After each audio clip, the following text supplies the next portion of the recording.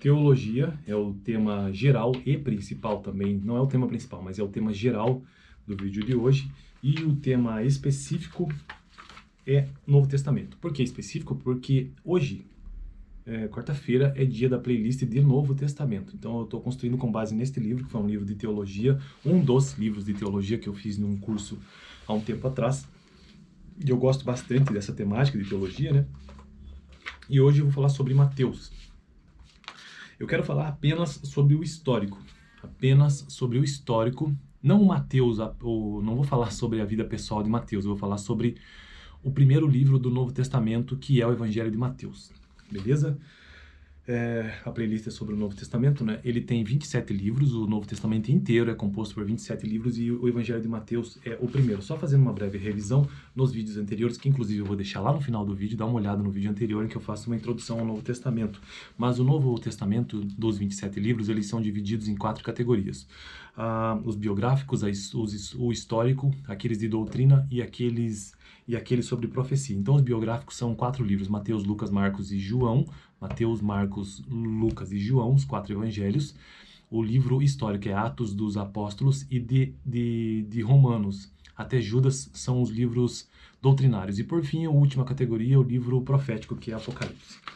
Então hoje, Mateus, eu já fiz um vídeo sobre ele, dando uma breve introdução de quem primeiramente foi Mateus. Mas Mateus foi um dos discípulos de Jesus e também era conhecido como coletor de impostos, chamado por Marcos e Lucas de Levi. Então, Marcos e Lucas o chamavam de Levi. Mateus era um discípulo de Jesus e ele era judeu.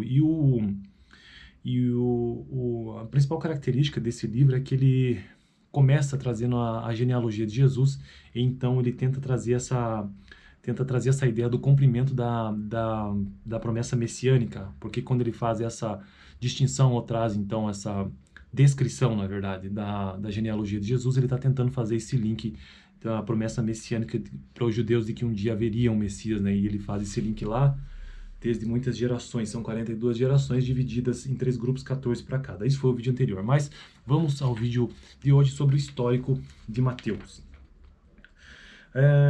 Nos é mostrada a relevância de Mateus como sendo o primeiro lugar em todas as testemunhas existentes do texto dos 4 evangelhos. Estamos falando não da personalidade de Mateus, mas do livro, o evangelho escrito por Mateus, a partir de agora.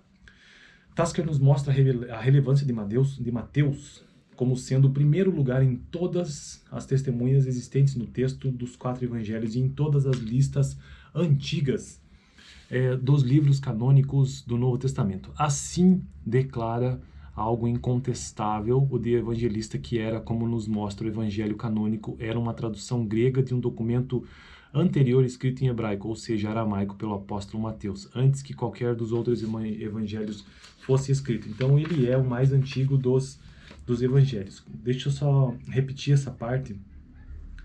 O primeiro lugar em todas as testemunhas existentes do texto dos 4 evangelhos e em todas as listas antigas dos livros canônicos. Então ele é o mais antigo dos evangelhos. O evangelho canônico era uma tradução grega de um documento anterior escrito em hebraico-aramaico, pelo próprio apóstolo Mateus, antes que qualquer dos evangelhos. Então ele é o mais antigo.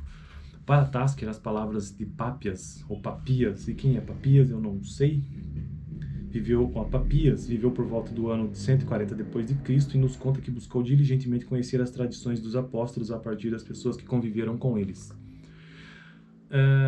As palavras de Papias, bispo de Hierópolis, assinalado por Eusébio, confirmam o entendimento por escritores subsequentes na igreja primitiva como referentes a uma obra original de Mateus, do qual o evangelho grego de Mateus era uma tradução aceita.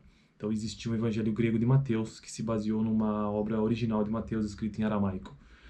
Portanto, trata-se de um original escrito anteriormente por Mateus, assim confirma Irineu, bispo de Lyon, pelo final do segundo século. O segundo século é até o ano 200 depois de Cristo.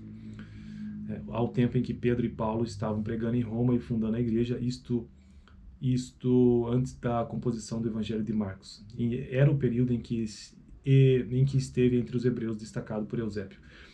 A crítica moderna possui uma conotação arbitrária e injusta, segundo Tasker, quando pressupõe de que não estamos nunca em contato direto com o depoimento de uma testemunha ocular nas diferenciações entre Mateus e Marcos, em passagens apenas do primeiro evangelho que marcam as intenções apologéticas por parte do autor, como da outra parte, pois o evangelho de Marcos frequentemente faz uso das reminiscências de Pedro. Ralph Warley propõe ir além. Nós avançaríamos um passo além de Tasker e diríamos que os detalhes foram escritos por Mateus na composição de seu evangelho. Então, esse é o vídeo de hoje, apenas um breve histórico sobre o Evangelho, escrito originalmente em hebraico, e o cânon bíblico do Novo Testamento tendo sido baseado numa tradução grega. Aqui não diz exatamente o ano, eu até que gostaria de saber, mas não está escrito, então não vou conseguir trazer essa informação. Na verdade eu não preciso trazer essa informação, porque vai ter um vídeo específico sobre data e lugar aqui. Então, esquece isso, eu vou conseguir trazer isso nos próximos vídeos. Então, o que fica para o vídeo de hoje? A ideia de que o Evangelho de Mateus é o mais antigo de todos os evangelhos. Ele foi escrito antes de que qualquer um dos outros evangelhos fosse escrito, e que no original ele foi escrito em hebraico, ou seja, aramaico. A gente se vê no próximo vídeo. Acompanhe por aqui na próxima quarta, onde eu continuarei a playlist sobre o Novo Testamento, ainda falando sobre Mateus. Aqui no final do vídeo, dá uma olhada, eu vou deixar um vídeo específico sobre o último vídeo sobre Mateus, e também dá uma olhada na playlist de teologia.